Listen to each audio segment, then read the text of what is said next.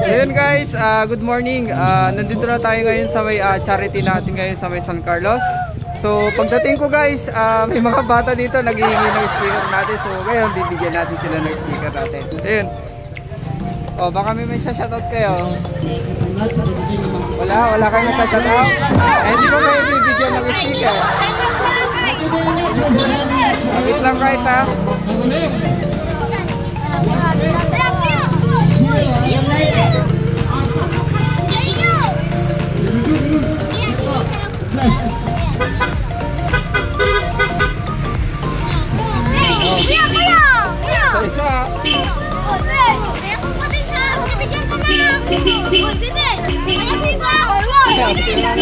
Ang dami niyan. Ayan guys. Oh. Ayan yung mga kasama natin. Oh, wala na. Ayan guys. Pupunta tayo ngayon dito sa may harapan para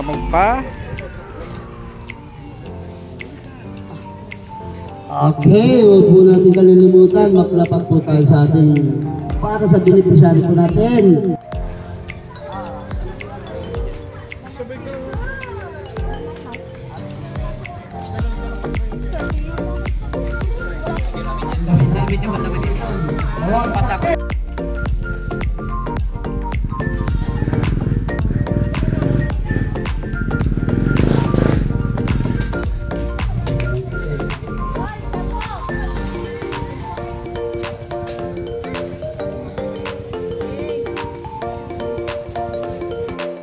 So yun guys,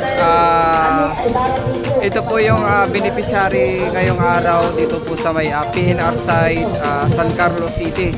So yun, ang pangalan po ng beneficiary po ay si RJ Di Guzman. So siya po ay 8 years old at meron po siyang sakit na acute o yung leukemia po.